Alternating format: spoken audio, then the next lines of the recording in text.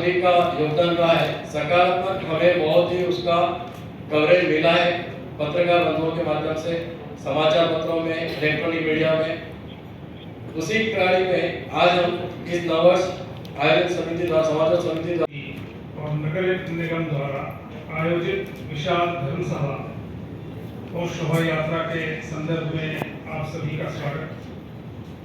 वर्ष 2081 अपना 9 अप्रैल से प्रारंभ होगा। हम इसे भारतीय नववर्ष कहते हैं, लेकिन यूँ देखा जाए तो यह सार्वभौम नववर्ष कहा जा सकता है।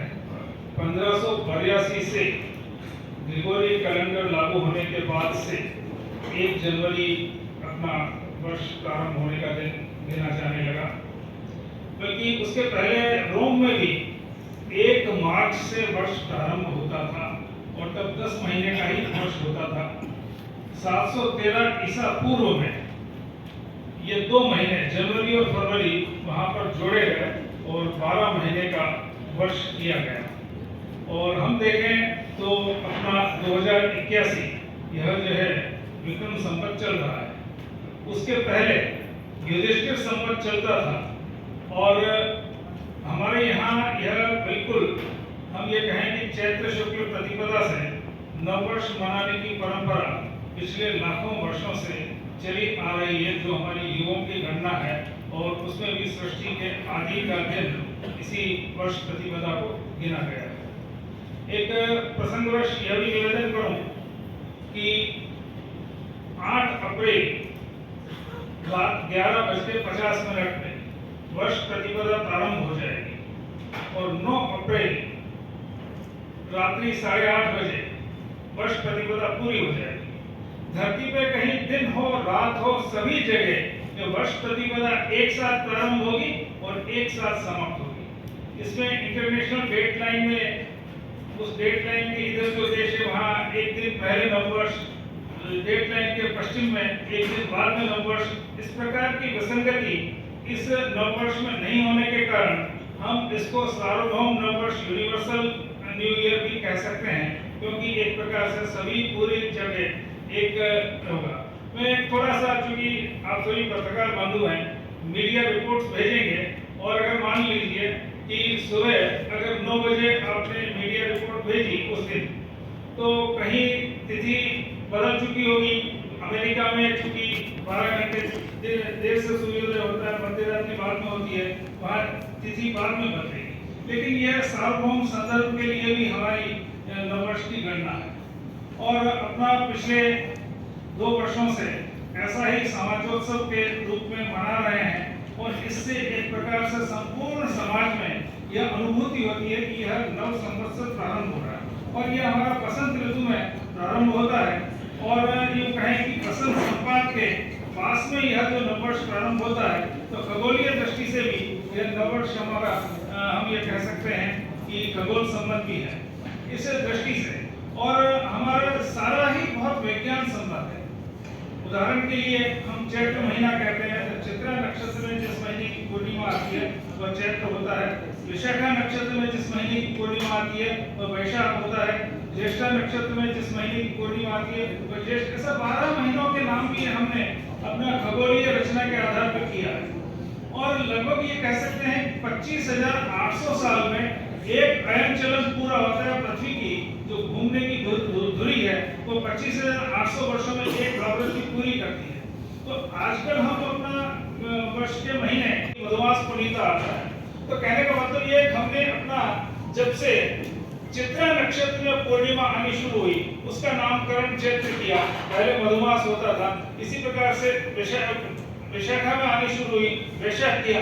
तो खगोलीय पूरा घटनाक्रम है, उसको ध्यान में रखते हुए पिछले हजारों वर्षों से हम इस प्रकार का नामकरण करते आए हैं। हमारे यहाँ 10 महीने का वर्ष हो या जैसे ईसा पूर्व 46 में 453 दिन का वर्ष करना पड़ा था कैलेंडर रिफॉर्म करने में। हमें ऐसा कभी नहीं करना पड़ा, बिल्कुल खगोल सिद्ध हमारा।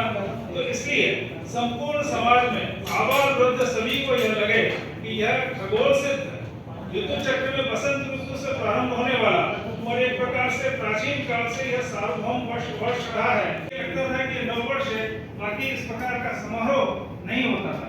इस प्रकार से यह संपूर्ण समाज के सभी संगठनों ने मिलकर और ऐसे जैसे पूज्य महंत जी यहाँ विराजमान हैं, ऐसे अपने इस उदयपुर संभाग के विभिन्न पीठों के पीठाधीश्वर भी इसमें अपना सहयोग प्रदान कर रहे हैं। समिति और नगर निगम उदयपुर दोनों के संयुक्त तत्वावधान में पिछले 2 वर्ष से 9 वर्ष के उपलक्ष्य में यह महोत्सव का आयोजन सभी समाजजन मिलकर कर रहे हैं। आज कुछ समाज के प्रमुख लोग भी हमारे इस प्रेस वार्ता में हैं, मैं उनके नाम लेकर उनका अभिनंदन करूंगा। हमारे खटिक समाज से शैलेंद्र जी, क्षत्रिय समाज से चंद्रवीर सिंह जी, स्वर्णकार समाज से घनश्याम जी, वाल्मीकि समाज से उनके अध्यक्ष हैं पुष्कर जी, और समाज से मोतीलाल जी और विप्र सेना से नरेंद्र जी। आप सबका अभिनंदन। सभी समाजों का सहभागिता से कार्यक्रम सफल होता है और इसी प्रकार 2 वर्षों से जो कार्यक्रम हुए, जिस तरह से शोभा यात्रा, कलश यात्रा में माताओं का मंगल गीत करते हुए धर्म सभा के लिए भंडारी दर्शक मंडप में हमारे कार्यक्रम आयोजित किए जाते हैं। इस बार भी 9 अप्रैल को उसी क्रम में एक फतेह स्कूल से कलश यात्रा माताओं की निकलने वाली है, जिसमें 40,000 से अधिक 41,000 का लक्ष्य इस बार हमने तय किया हुआ है। मंगल गीत करते हुए कलश यात्रा के रूप में माताएं 3 बजे 9 तारीख को प्रारंभ करेंगी शोभा यात्रा के लिए।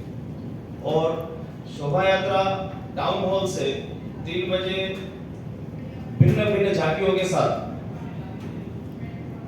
सभी समाजों के लोग अपनी अपनी झांकियां निकालेंगे। उसमें 100 से अधिक झांकियां गत वर्ष थी, इस बार भी ऐसा अनुमान है कि सभी समाज जन का मिलकर 100 से अधिक झांकियां उसमें रहने वाली है।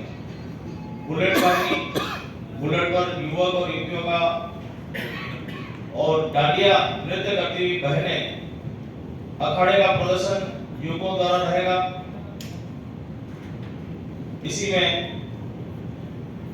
घोड़े, हाथी और ऊंट के झांकियों के साथ भी यह शोभा यात्रा 3 बजे टाउन से प्रारंभ होकर फतेह स्कूल से जो माताएं कलश यात्रा लेकर निकलेंगी वो सूरजपुर शोभा यात्रा में शामिल हो जाएगी।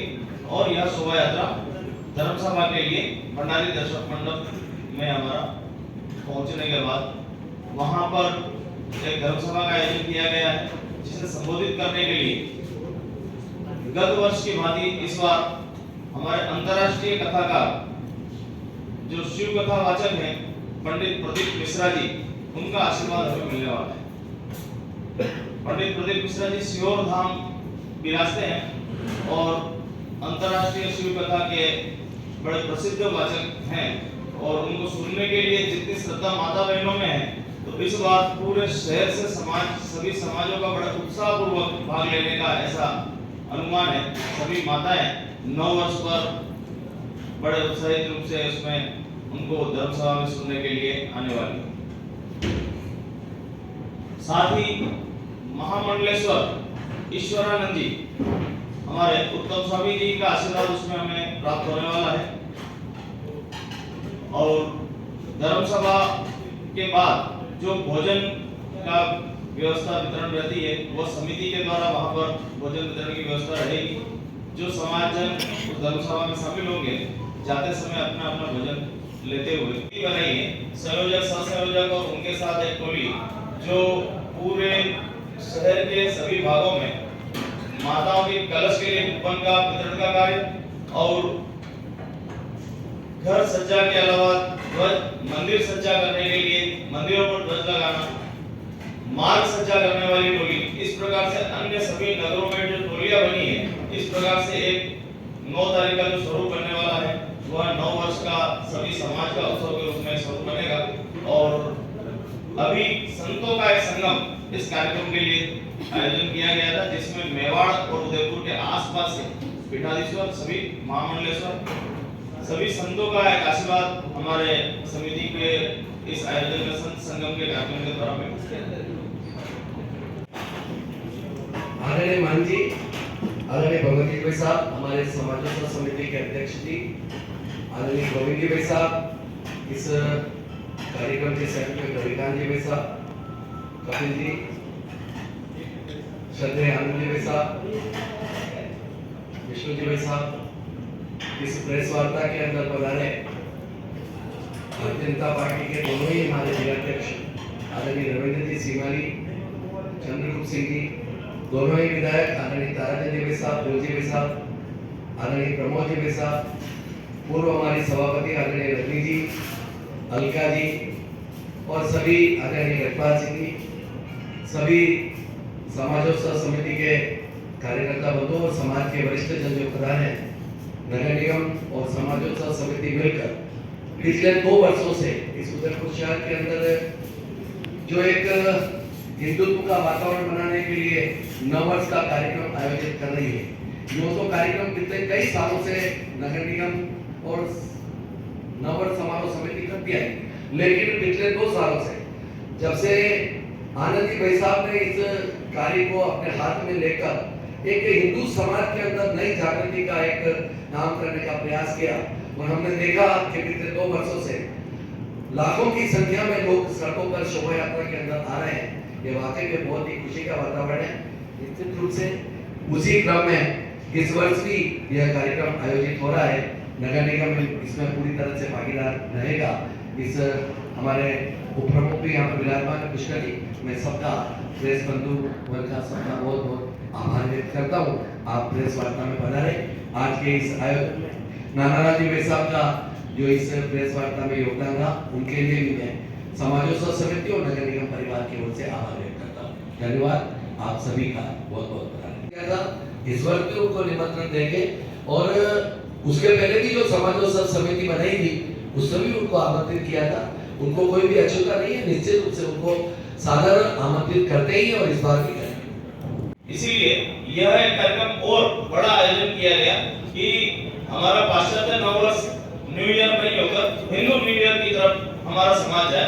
यह एक हमारा उद्देश्य। जाति बिरादरी अलग अलग सभी उन सब लोग इसमें सम्मिलित होते हैं। और अभी भी इस बार भी हमें जो लोगों से बातचीत करने के माध्यम से पता पड़ा है तो सभी समाज शोभा यात्रा में भाग लेने वाले नाते है। और जो हिंदू नववर्ष पर जो आस्था रखता है वो सभी इस समाजोत्सव समिति के साथ जुड़े हुए हैं और इस कार्यक्रम में भाग लेते हैं सभी लोग।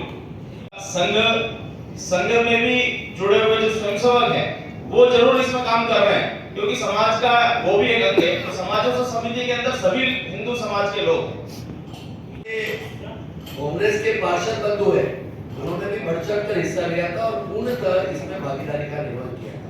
इसलिए इसमें ऐसा नहीं है कि कोई राजनीतिक दृष्टि से एक कार्यक्रम है, यह तो हिंदू समाज का एक कार्यक्रम है, इसलिए सभी को सादर आमंत्रित करते हैं। केवल राष्ट्रभक्ति के संस्कार देने के लिए शाखा चलाने के अलावा 1925 से लेकर आज तक कभी किसी कार्यक्रम का आयोजन नहीं किया।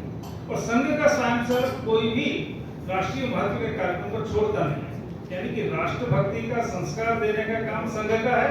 इसलिए संघ अपने बैनर पर कभी कोई इस प्रकार का आयोजन नहीं करता है। और संघ के स्वयंसेवक जहाँ जहाँ समाज जीवन में जो कार्यक्रम करने की आवश्यकता अनुभव करते हैं वो सारे कार्यक्रम करते हैं।